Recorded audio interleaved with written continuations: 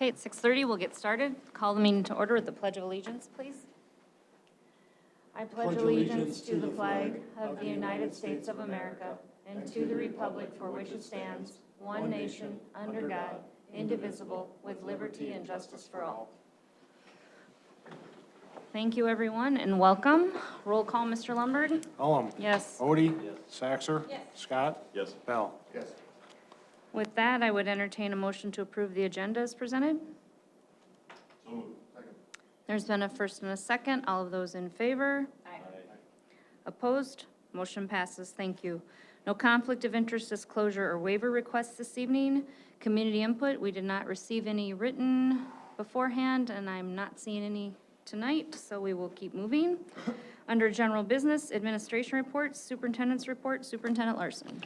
Thank you, Madam Chair. I will be brief. I have just a few things for the board this evening, and then I'll defer just a couple minutes of time to the high school administration to share a little bit about an exciting weekend that we had. So first and foremost, the accountability report card is out, available for public review. That can be found on the Department of Education website. In addition to that, there are links to our respective school and district information on our respective school websites. So folks have that information readily available to them. I will provide an update regarding our report card and SPI information in the month of November during the State of the Schools address. We continue to work through our strategic planning process, continue to have those conversations, engage with those small groups, et cetera. That will be occurring throughout the course of this respective year. Again, free and reduced meal applications are available. Any family that believes they may be eligible in order to receive free meals in the Brandon Valley School District, they have to be certified through the application process. Individuals that receive a reduced meal actually receive a meal at no cost, and we cover that cost. So if a family believes they're eligible, critically important to submit that application. Academic calendar business. There is no school on November 10th for Veterans Day. Thanksgiving break will be November 22nd through the 24th. That's our extended Thanksgiving break with the Wednesday of Thanksgiving off. And winter break on December 21st, we have a 2-hour early dismissal. Break runs through January 2nd. Enrollment, we ended up being up 35 students in our K-12 enrollment.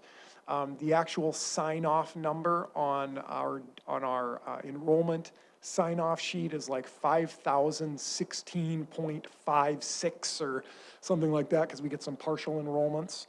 So it's right at that 517 number.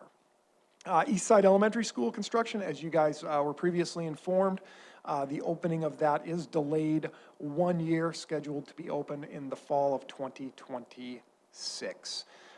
The developer to our north, on this agenda later, we have an agreement that we're signing. Ultimately, that's for those utility constructions and us being responsible for our respective half in the event that they do the work, et cetera. So that's what that is. They have begun to move dirt out there and all of that respective business, been in communications with the city. They received their financial information on that east side sewer. They have not approved anything or gone forward, but now they're back with their respective engineer evaluating the scope of that project and exactly what route to take, et cetera. So no change to that respective timeline. And then before I kick it off to the high school, we had a tremendous weekend. It was really an exciting weekend to be a Brandon Valley Lynx, and we were able to celebrate Fred Assom's National Blue Ribbon School Award with a celebration. So again, congratulations to the students, staff, families, and principal down at Fred Assom. With that, I will stand by for questions when Mr. Paul is done, but at this point in time, I'd like to give him just a couple of minutes. Good evening. As Dr. Larson alluded to, yes, very exciting weekend and a culmination of a lot of hard work throughout the fall. It's kind of tournament season, so to speak, from an activity standpoint, from an athletic standpoint, but then also we're really getting up and going with concert season and things like that. So a lot of fun, exciting things going on. Just some culminating pieces. A big thing that we've had going on lately is our band competitions. Our marching band has done a fantastic job. So absolute shout out to them. All the hard work that started well into July, June, July, and all of those things. A big culminating event for them tomorrow is the turkey supper. So with that, they have 2 shows just from the growing demand, 2 shows at 6 and 8, so we're excited about that. That's here at the high school in the Performing Arts Center. And then a meal in our commons, and then we're trying some overflow seating. We're going to try that out in the activity center just from that high demand. So we're excited about that, but tremendous effort for them.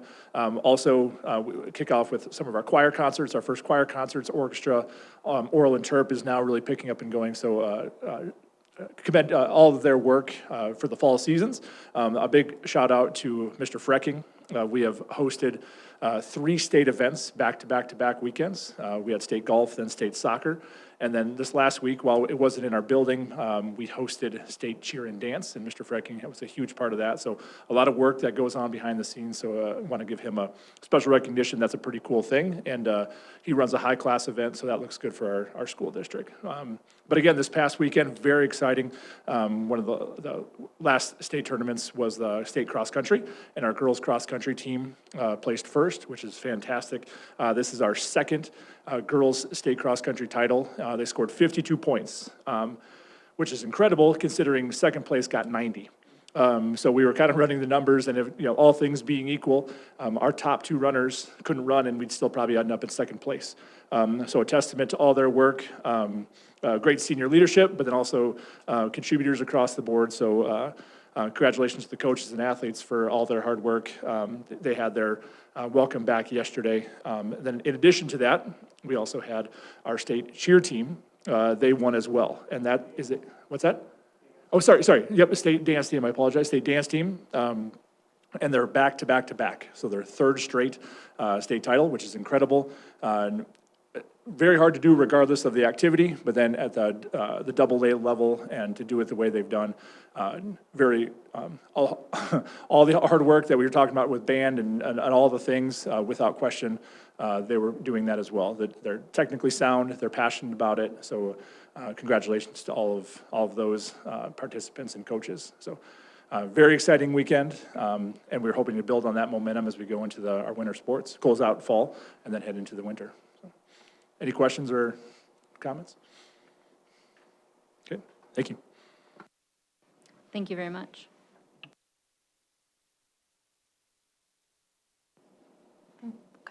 No board policy tonight. That takes us to general business. Item number 1, to approve the resolution authorizing the closure of Valley Springs Elementary School, effective at the end of the 2023-2024 school year as presented.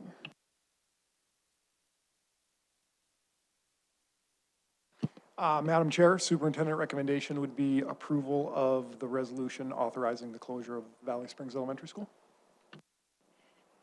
This is one of those topics that is not easy to make. There's a lot of emotion probably behind it, but looking at our role as a school board, looking at all the numbers and making sure that we're by our role of fiscal responsibility, wanting our patrons to know that we have gone through a myriad of other alternative things that we've been able to keep Valley open for many years, going through those alternative solutions. And we know there are many families that are impacted. So again, know that there's a lot of emotion behind this, but again, for fiscal responsibility, what's best for our district, for the staff, and for all students involved, I will make the motion to approve. I would just like to make a note here. Being a former student that went over to Valley Springs, and I'm sure Mr. Scott is the same way, and my kids have gone over there too, I must say Valley Springs is a very good institution for your kids to learn, and it has been. That being said, I feel that with this closure coming, there's going to be some hardships for you people over in the Valley Springs area and wherever. But once the doors open in 2026 for this new elementary, with all the new technology and education and everything that's coming forward, you are going to be so happy your kids are involved in this school that it's going to be well appreciated.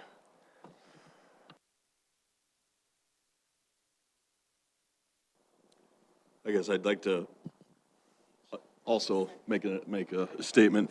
Are you going to second the motion first? Then we can have discussion. Yep. Have discussion. Go ahead. I'll second the motion. Thank you. Now we can have discussion. Go ahead. Yes, thank you. a little out of order with Robert, so we have to go back. Policy, yes. Obviously, I've been on school board now for close to 4 years and honored, blessed to be here. I respect everyone on the board, Dr. Larson, Paul. But I am torn with this situation that we have to vote on tonight. I understand the numbers, agree with the numbers, they don't lie. That has been presented. I also understand that there's multiple reasons why that we are at these crossroads, but I do not understand or agree with the process of some of these things that have been taken on for the last 25, 30 years. I remember being a student over there 30 years ago, and the comment was, we're going to close Valley. I am excited to see what the future holds for the Brandon Valley School District. And again, I respect everyone on this board and their decisions tonight, but with a heavy heart, I will not be voting for the closure of Valley. Thank you.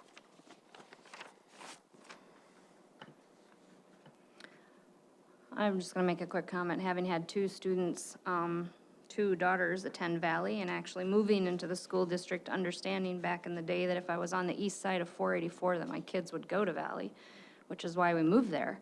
I understand the emotion behind it. Mr. Scott, I understand your emotion behind it. I always said that this would never happen on my watch. Well, I think with what Ms. Saxer said, with what Mr. Odie said, with, difficult decisions need to be made. However, I believe this is the best, I've often heard someone say that's the best bad decision that can be made. I also understand that there is a Vision 2040 and that community will not be forgotten and that there's something coming and we are working on it. And I think that there are big things that can happen and better uses for that piece of property, and it's just the building, in my opinion, has served its purpose. It is now needs to be laid to rest gently, and it's old, and we can't use it in the way that we had used it prior. So with that, I think it best if we do a roll call vote. Mr. Lundberg? Saxer. Saxer. Yes. Bell. Yes. Odie. Yes. Scott. No. Owen. Yes. Motion passes. Thank you. I would entertain a motion to approve items 2 through 6 as presented, please. So moved. Second. There's been a first and a second. All those in favor? Aye. Opposed? Motion passes. Thank you. Under personnel, I would entertain a motion to approve items 1 through 3. So moved. There's been a first and a second. All those in favor? Opposed? Motion passes. Thank you. Items 4 and 5 are for information only. Under board reports, does anyone have a formal board report that they would like to share this evening? Yes, I do. Student Activities, Curriculum, and Technology Committee. We should come up with an acronym for that, by the way. Met on the Thursday, October 19th at the conference room at the Administration Center. We started off with Assessment Coordinator Rick Pearson giving an overview of the report card. Our SPI scores and achievement results are still doing very well. And then also went through the 23-24 assessment calendar. Then Sherry Nelson, Director of Instruction, Curriculum, and Assessment, also provided an overview of the 7-year adoption cycle and specifically with social studies. I think it's, I wanted to call out that it's a complicated thing, and I think we're taking very proactive steps to try to figure out how to get curriculum in place. So it's not a cookie cutter curriculum that we've gotten from other places. And so trying to find a way to uniquely address the standards that South Dakota set for us and do it so in a productive way that's going to meet the needs of our teachers and students. I think they're doing a great job at trying to be proactive about those options. And then finally, the Director of Special Services gave an update on the special services for the year, how they compared to last year, on-site special ed numbers, and also enrollment, and talk about how they're trying to, again, get the right fit for every student that needs services. The next one's scheduled for March 21st, or at 4 o'clock. Thank you. Any questions? Anyone else have a formal board report? Hearing none, there are some travel reports there for your review. With that, it takes us to the end of our agenda. I would entertain a motion to adjourn, please. Second. There's been a first and a second. All those in favor? Opposed? Motion passes. Thank you, and thank you, everyone, for coming.